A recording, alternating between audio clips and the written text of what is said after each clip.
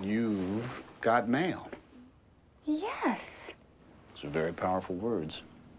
Yes. Hi, hello, how are you? My name is Suchi and welcome back to my channel, where I talk about the stories that I love and that inspire me. Long time no see, by the way. To my 20-something subscribers, I am sorry for being gone so long on here, but I hope to be posting much more regularly from here on out, so stay tuned for that. It's December now, which means it's basically Christmas. With the exception of Thanksgiving, all of November and December is just Christmas. That's just facts. And like every year, we started seeing the signs that the holiday season creeps ever closer. One of these telltale signs is that Mariah Carey has begun defrosting, and the other is when rom-coms suddenly start appearing on every single streaming platform and TV channel. Hallmark! And every single year, a whole slew of new rom-coms enters the world, only to be forgotten in the long run, lost to the sands of time. Why? Because none of them are You've Got Mail. This film came out in 1998, and there's just something about 90s films that just aren't there today. There's just some sort of innate charm that films had in that era.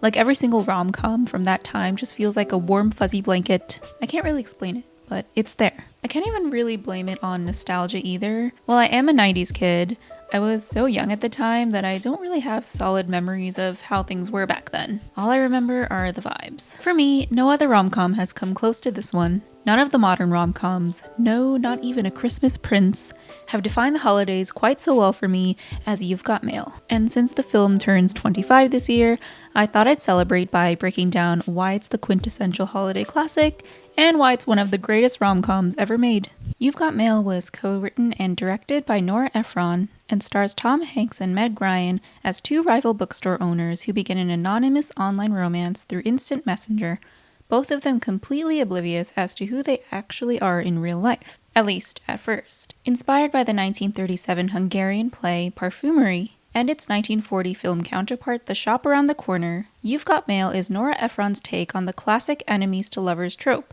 And honestly, she slayed with this one. Nora Ephron became a household name in the 90s with her film Sleepless in Seattle, which also happened to star Tom Hanks and Meg Ryan as the romantic leads. Sleepless was a huge commercial success and was the highest grossing film of 1993. And it is a decent film. But it's not You've Got Mail, because You've Got Mail is Nora Ephron's magnum opus. Why? Because this film has everything a rom-com should have.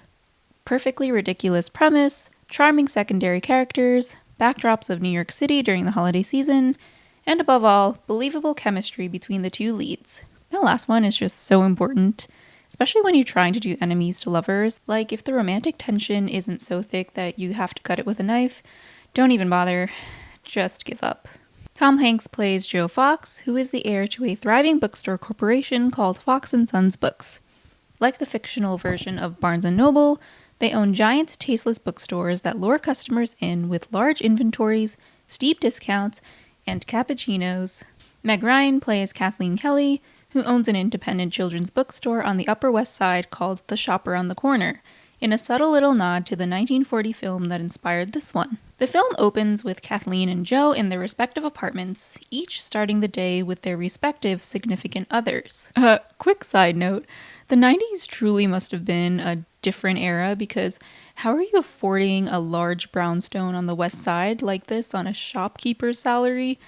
That's rom-com math for you, I guess. Anyway, despite Joe and Kathleen apparently being in committed relationships, what do they do once their significant others leave for work? They both open their clunky 90s laptops to find that they've got mail from each other. Yes, both Joe and Kathleen have been sneaking around behind the backs of their booze and have secretly been chatting online with each other for the past several months. Both of them completely unaware as to who they've been talking to. Kathleen just appears as Shop Girl, and Joe appears as NY152, and it's revealed that they met in an online chat room for people over 30 and have been exchanging emails ever since. They've mutually agreed not to share any personal details about themselves, but instead talk to each other about their interests, their random 3 a.m. thoughts, and the musings they have while walking the streets of New York City. I like that this is the way that we find out that neither Joe nor Kathleen are truly happy with their significant others, and I can see why. Kathleen's boyfriend Frank is this absolutely dull and low-key narcissistic journalist who's desperate for literally any attention and eats it up every time someone brings up his work. Seriously, this man is the rom-com equivalent of a soggy clump of toilet paper. If he were a spice, he'd be flour. Joe's girlfriend Patricia is a manic pixie dream girl on steroids. Seriously, even Joe admits that. Patricia's amazing. Patricia makes coffee nervous. She has that voice that kind of grates on your ears if you listen to it for too long. And unfortunately for us viewers, she loves to talk. I'm Patricia Eden. Hi, Eden Books. Joe, this man is the greatest living expert on Julius and Ethel Rosenberg. So it's pretty clear that Joe and Kathleen don't jive well with their significant others. Which then begs the question, what is it about these wackos that even drew them in the first place? But I digress. But they're ignoring the cracks in the facades of their relationships because their secret online relationship is simmering into something dangerously real. Every line in Joe and Kathleen's illicit correspondence is stupidly adorable and an absolute banger. We get these clever little anecdotes traded between them that, while on the surface don't really reveal any identifying information, still say a lot about who they really are. And it's these little email exchanges that begin to put springs in their steps, and the people around them are starting to notice. Abe, what is going on with you? Nothing. I like that they both have to remember that they're both supposed to be in loving, committed relationships with real people. But Kathleen eventually admits to one of her employees that the reason she's been grinning isn't her boyfriend Frank. I don't know his name or what he does or where he lives exactly, so it'll be really easy for me to stop seeing him because I'm not. I love this movie for many reasons, and one of them is having to remember that the word cybersex exists. Have you had sex? No, of course not. I don't even know him. I mean cybersex. In the year of our Lord 2023, no less. Also, I love every single one of Kathleen's employees. Are you online? As far as I'm concerned, the internet is just another way of being rejected by a woman. I tried to have cybersex once, but I kept getting a busy signal. Birdie, you're a legend. I know. I was really depressed one Saturday night about... Girl, you were doing what on that Saturday night? Anyway, over at Fox & Sons Books, we find out that some of the indie bookstores on the west side are going under. Why? Because they're opening yet another Fox bookstore there. Only a few indie bookstores are still alive and kicking there, and one of them is the shop around the corner. But not for long, according to Joe's family. Oh, another independent bites the dust. His family is interesting, by the way. His dad is the current CEO with a 4-year-old son whose mother he's only just now marrying. He also thinks very highly of Fox Books customers. Not pseudo-intellectual Readers, bleeding Dad. hearts. They're called readers. Don't do that, son. Don't romanticize them. And his grandpa, who started the company, also has an 11-year-old daughter. So Joe has an aunt and a brother who are both decades younger than him. Joe mentions the shop around the corner as one of the last remaining indie bookstores on the west side, which jogs something in old Grandpa Fox's memory. Celia's store. She was too young for me, but she was enchanting. Her daughter owns it now. So a few days go by, and we get even more incredible email exchanges between Joe and Kathleen. She makes him read Pride and Prejudice, as she should, and he complains that Starbucks is full of people who have no decision-making ability at all. So people who don't know what the hell they're doing or who on earth they are can't get not just a cup of coffee, but an absolutely defining sense of self. Joe, my man, I saw you in there too, so what does that say about you, huh? I can only imagine this man's response to pumpkin spice lattes, but luckily for him, it's still 1998 and the PSL won't come out for another 5 years or so. We were all spared that tirade. Also, can someone explain why George Lucas is in this Starbucks? Shouldn't you be filming The Phantom Menace right now, buddy? Anyway, Kathleen finds out that day that the construction down the street from her bookstore is in fact a Fox bookstore coming to the neighborhood. But she's not fazed. It has nothing to do with us. But they discount. But they don't provide any service. We do. Being Delulu is in fact the Salulu. You know how in the flower district there are all those flower shops in a row so you can find whatever you want? This is going to be the book district. If they don't have it, we do. The next day, Joe spends the day with his young aunt and brother, and they happen to drag him to, surprise, surprise, the shop around the corner. And that's how our two lead clowns officially meet in person. While buying his aunt and his brother some books, Joe learns that Kathleen is the store's owner, and thus is his business rival. May I ask who you are? Kathleen Kelly, I own this store. And Kathleen learns about Joe and his unique family dynamics. Matt is my father's son. Annabelle is my grandfather's daughter. We are an American family. But the one thing Joe keeps from Kathleen is his last name. And you are? Joe. Just call me Joe. But his toddler brother doesn't get the memo and keeps doing this. F-O-X. All in all, we get a great scene in which the enemies, who don't know that they are online friends, meeting for the first time. They're opening up a Fox Books around the corner. Fox Books, my daddy. Likes to buy a discount. And as charmed as Kathleen seems to be by Joe with no last name, it's not immediately clear how she'll run into him again. But when the Fox bookstore down the street successfully opens a few weeks later, Kathleen's delulu over her store are cast into serious doubt by the people around her. Because sales are down versus the same time last year, and her employees are starting to get nervous. I'm not going to be able to pay my rent, and I'm going to have to move to Brooklyn. Girl, don't you worry. Just give it another 15 years. Brooklyn will be plenty gentrified enough for you to want to live there. But Kathleen isn't giving up. And not long after, Kathleen runs into Joe again at a publishing party, only this time Joe is not able to keep his real identity a secret. Cannot believe that you were speaking to Joe Fox. Joe Fox? Joe Fox. As in? As in, he's gonna take over everything. Which, understandably, pisses Kathleen off. Fox? Your last name is Fox. F-O-X. The guy she thought was just a charming customer is actually her bookstore nemesis, and suddenly he doesn't seem quite so charming. Perfectly well, or you would not have put up that sign just around the corner. It's not the name of our store, it's where it is. And you do not own the phrase around the corner. And he's immediately such an ass to her. He correctly guesses her annual revenue, and basically tells her that he may be her rival, but she isn't his. It's yours, and it is a charming little bookstore. And won't be for much longer. There's only one place to find a children's book in the neighborhood. That will not always be the case. And Darcy meeting Lizzie at the Meriton Ball indeed. Joe's rudeness makes Kathleen so angry that she can't even speak. What? Hey, how you doing? Frank Navasky. So she's just standing there glaring at him, unable to do anything except squeak, all while pointing a carving knife at him. Nora Ephron really said, "I want these two idiots at each other's throats." We also get this insane scene of Patricia fangirling over Frank's recent think piece in the papers, and Frank just being like, "This is my moment. Finally someone sees me." Like right in front of his actual girlfriend. In front of God and everyone. Clowns. After the party, though, it turns out that Joe is a self-aware king who realizes that he had indeed been an ass to Kathleen. Do you ever feel you become the worst version of yourself? Someone provokes you, and instead of just smiling and moving on, you zing them. Hello, it's Mr. Nasty. And this is when NY152 asks Shopgirl if they should meet. Meet? Why, yes, Shopgirl, you should meet NY152. In fact, you've already been meeting him, unknowingly, all over town. You even ran into him at the grocery store, where he sweet-talked the cashier in the cash-only line into letting you pay using a credit card.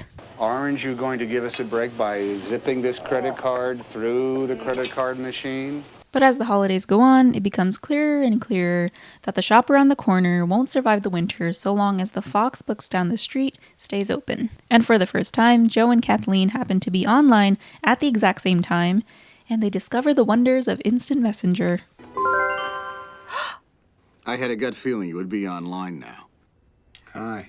Kathleen explains, without giving too many specifics, that her business is in trouble, and Joe, being a businessman, offers her some interesting advice. Minus specifics, it's hard to help, except to say, go to the mattresses. What? There's a running gag in this film about men quoting The Godfather at every turn, and Joe, being a man, is no different. Leave the gun, take the canola. What day of the week is it? Monday, Tuesday, Thursday, Wednesday. He tells her to go to the mattresses, which means to go to war. And this is where he says the most important line in the entire film. You're at war. It's not personal, it's business. And that's the whole story right there. That's the whole struggle between Joe and Kathleen in one single sentence. Joe, like his father and grandfather, keeps business close and true love at arm's length. He even says as much to Kathleen here. I'm the type of guy who likes to buy his way into the hearts of children who are his relatives. But Kathleen keeps love close and business at arm's length. It's her love for her mother and for children's stories that keeps her in the book business, not profit margins. Joe unwittingly gives Kathleen advice on how to take him down, which is always peak comedy. So she starts this aggressive smear campaign against Fox Books with her journalist boyfriend's help. And Joe finds out in the funniest way possible. I sell cheap books. I do, so sue me. Hey, that's what you said? Well, yeah, that's not all I said. The enemies are still enemying, I see. I have met Joe Fox. I've heard him compare his store to a price club and the books in it to cans of olive oil. Honestly, being compared to Costco isn't the worst thing in the world. I love Costco, but yeah, that was pretty savage. Also, Frank goes on TV to hype up Kathleen's store and just has weird sexual chemistry with the interviewer that's way too pretty for him. I still don't understand why. Look at him though, hanging on to his 15 minutes of fame for dear life. He's reached his peak here, y'all. Poor lad. But despite all the media publicity, it still isn't enough. Don't tell me. Not the slightest difference? The shop around the corner is struggling, and Fox Books' discounts are simply too powerful. In a last-ditch attempt to save the store, Kathleen asks NY152 if he still wants to meet, and Joe agrees. Shopgirl wants to meet him at Café Lalo, which is a real cafe, by the way, and it's in the Upper West Side, but unfortunately it is temporarily closed at the time of making this video. So that's where Joe arrives, dragging his best friend Dave Chappelle with him because he is afraid of what he might find if he goes inside. And if she turns out even to be as good looking as a mailbox, I'd be crazy not to turn my life upside down and marry her. Oh, so he's gone for her. His friend looks for him and the jig is up. The girl of his dreams is his biggest hater. Kathleen Kelly of the Little Bookstore. Well, why not? You said you thought she was attractive. Who cares about Kathleen Kelly? I can tell you right now, you ain't gonna like this girl. Why not? Because it is Kathleen Kelly. But he goes inside anyway and runs into her. So Kathleen assumes the person she's been waiting to meet isn't Joe, and he maintains the lie that he just happened to be stopping by. And this scene right here, this is the best scene in the whole film. The scene where everything they thought they knew about each other and themselves changes forever, because their banter isn't just witty and snarky anymore. If I really knew you, I know what I would find. Instead of a brain, a cash register. Instead of a heart, a bottom line. Kathleen feels like she's losing control of her life and her livelihood, and it's all because of the man sitting across her. So who is he, I wonder? The man who's coming here tonight is kind. He's got the most wonderful sense of humor. But he's not here. And now, instead of banter, her words become a barb, sharp and aimed to kill. But no one will ever remember you, Joe Fox. You are nothing but a suit. Yeah, ouch. I think the brilliant thing about this scene is that they both become what they never imagined they'd be. Like, Kathleen is finally able to articulate her anger to her business rival, but ends up hurting his feelings. She thought she was being all business, but Joe took it personally. Because at this point they're so emotionally tied together that the words do leave a mark, even if only one of them knows just how tangled up they really are. Honestly, this was so stone cold of her. She absolutely took the wind out of his sails, and she realizes after he's left that perhaps she'd gone a bit too far. And Dave Chappelle asks Joe the next day how their date went. Yeah, but I don't need that disagreeable exterior. That may, she may turn out to be a real bitch. And Kathleen emails NY152 to ask why he hadn't shown up last night, and she wishes that she knew why. She gamely assumes that it was for a good reason. He stood you up. Maybe there was a subway accident. He was unable to make it. He stood you up? I think George cracked the code, though. It could be.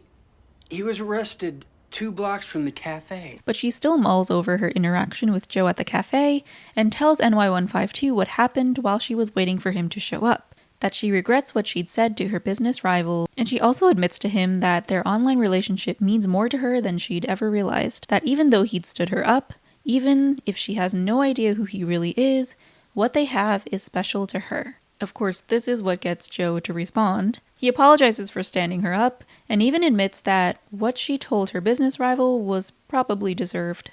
You were expecting to see someone you trusted and met the enemy instead. The fault is mine. But he still doesn't reveal his identity.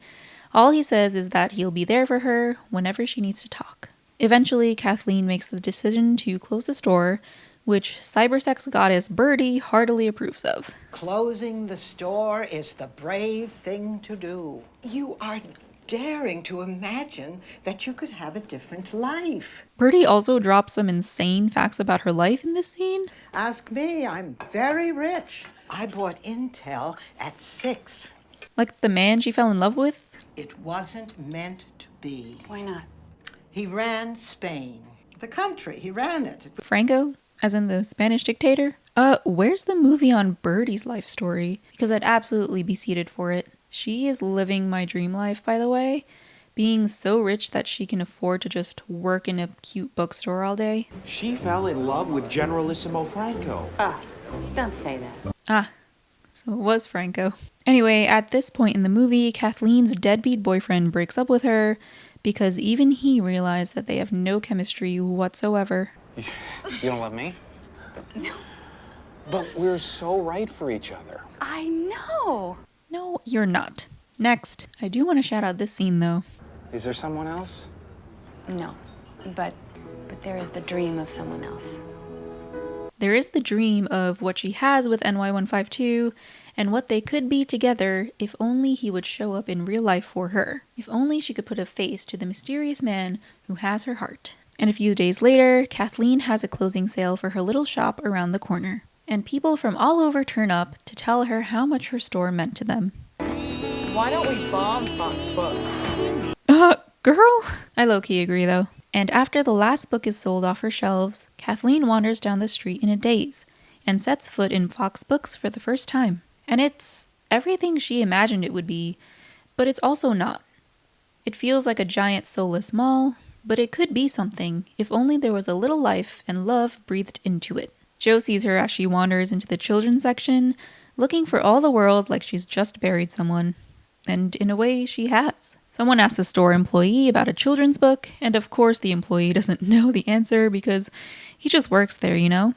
But Kathleen knows. No, Stritfield. I like this scene because it dawns on Joe here that what Kathleen had said about his company was true. That Fox Books really just cares about making a profit at the expense of customer experience. Stretfield. How do you spell that? It's always business and never personal. But it's clear to him now that maybe it shouldn't always be that way. Maybe his business could stand to be a little more personal. And meanwhile, his manic pixie girlfriend really wants to give Kathleen a job. And I was thinking that she'd make a great children's book editor. You know, the salesmen swear by her. If she likes the book, it sells. Joe's reaction to this revelation is extremely funny here because he spent the entire film denying his feelings for Kathleen, and if she joins his girlfriend's company, he may just have a mental breakdown. He's still valiantly trying to play it cool, though. So you're gonna offer, what, you're gonna offer her a job? Well, what else has she got to do? Sir, you ain't slick. Joe and his girlfriend get stuck in an elevator, and his girlfriend doesn't take it all that well. Yes, and if you don't get your ass up here in 2 shakes and get us the hell out of here. Jesus, somebody sedate this woman immediately. Ironically, this whole ordeal allows him to see really how incredibly mismatched for each other they are. Where are my Tic Tacs? What? And he breaks up with her immediately after. About damn time. And the day finally comes where Kathleen has to close the doors to the shop around the corner, where she says goodbye to the only life she's ever known. She no longer has a mom, or a bookstore, or a boyfriend. Good riddance on that, though. And she may not know what she'll do next, but she still has her memories of her mother and her love for stories. And for now, that's enough. What's nice about this whole closing the store scene is that it's Kathleen narrating all this in one of her emails to Joe. So to us, the audience, it feels like he's there with her while she closes this chapter of her life. My store is closing this week. I own a store. Did I ever tell you that? It's a lovely store. Which I think is a nice touch, and a clever way to link these two adversarial characters together. I feel as if a part of me has died, and no one can ever make it right. But maybe someone can. And meanwhile, Joe is also at a loss of what to do. His business is booming, yet it all feels so hollow at the same time. There's someone missing from his life, but he can't really bring himself to admit that just yet. And it isn't until he's listening to his dad list out all of his failed previous relationships that it dawns on him. Can we just take a second here to listen to some of these, though? Well, your mother, Laurette, the ballet dancer. My nanny. She was the nanny? How ironic. I'm just gonna say it. I think his dad is clinically insane. Joe clearly knows this too. Who did you say you broke up with? Patricia. You met her. Would I like her? Oh my god! Electric chair immediately. Just kidding, son. Are you, though? Eventually, Joe brings up the impossibility of finding the one person who fills your heart with joy. Have I ever been with anybody who fit that description? Have you?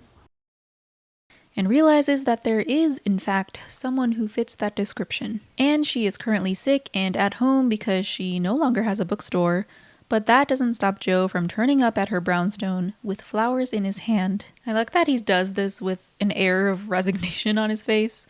Like he's fully accepted that he fell for the women that he put out of business. Character development. Of course, she's surprised to see him at her door, and she still thinks he's there to belittle her, so her claws come out a little.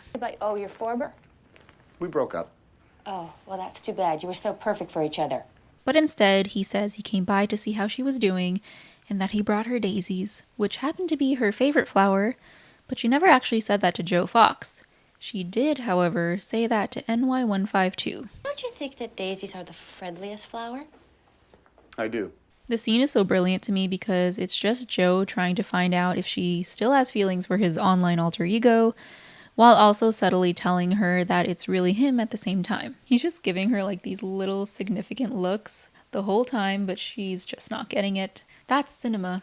All of their banter here is incredible, but here's where this scene really ties their whole relationship arc together. I don't hate you. But you'll never forgive me. It wasn't personal. What is that supposed to be? I'm so sick of that. All that means is that it wasn't personal to you.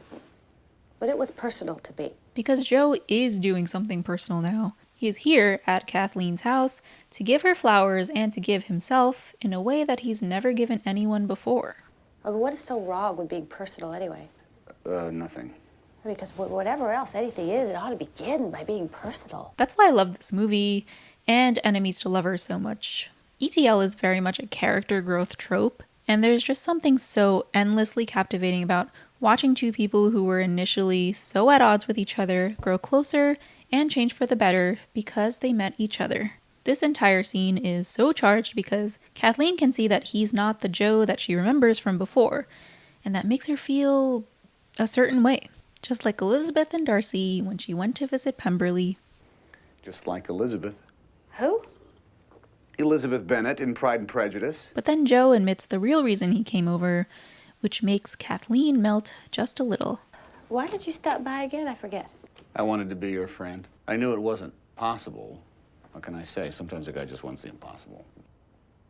He also finds out that Kathleen does have feelings for NY152, but that she has no idea who he is. I only know him through the, Oh, let me guess. Through the internet? I love that you can practically see the gears turning inside Joe's head. Like he's hatching the most unhinged plan possible to reveal that he's her internet boyfriend. You know, instead of just telling her right there to her face right now. But then the movie would be over far too soon, and there would be no big reveal, and we can't have that. Joe tells Kathleen that she should meet NY152 one more time before leaving her apartment with more than a few things left unsaid. Kathleen takes Joe's advice and asks NY152 to meet, for real this time. And NY152 agrees, but he has something he must do first. A project that needed tweaking. Okay, That's all right. what he said. It sounds to me like he's married.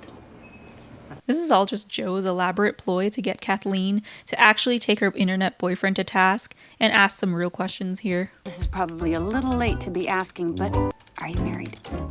But it's also him just very lovingly messing with her. I think he finds it endearing that Kathleen thinks so highly of a version of himself that she's never met, and honestly, so do I. Meanwhile, in the real world, Joe and Kathleen keep meeting up, having coffee together, or lunch, or simply running into each other at the farmer's market. It's a nice callback to earlier in the film where they were in fact unintentionally running into each other all over town, which neither of them really appreciated at the time, but things are different now.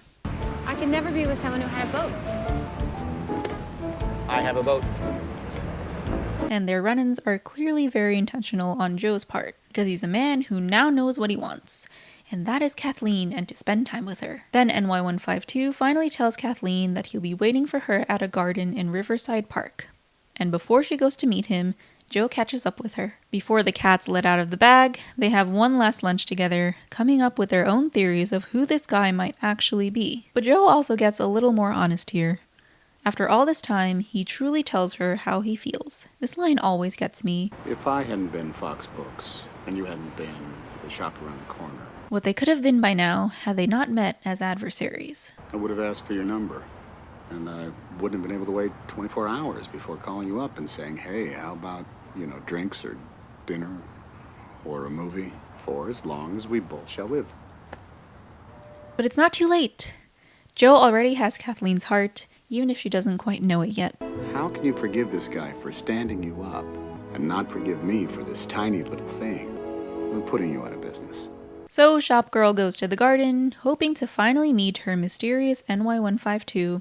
And after a moment, he's a mystery no more. I love that you can feel the bewilderment, but also the relief on her face when she sees that it's Joe. They were always going to be inevitable, the two of them. But at least now she doesn't have to wonder if she should have gone with Joe earlier. Because it was always him on the other end of that digital red string of fate that connected them all those months ago. It's not business between them anymore. Now it's as personal as it gets. Don't cry, Shop Girl. I wanted it to be you. I wanted it to be you so badly. And they lived happily ever after in the end. Well, there you have it. Now you know why You've Got Mail reigns supreme among all of the Christmas rom-coms, and why it'll always be my favorite Nora Ephron film. More films like this need to be made, by the way. That slice of life Studio Ghibli vibe, where character is emphasized over plot, and where the ending neatly ties together everything that came before. I think if you have that, you have a winning formula for pretty much any genre of film. If you guys enjoyed this video, please give it a thumbs up, and let me know your favorite Christmas rom-coms down below. Thank you all for watching, and I'll see you guys next time. Bye!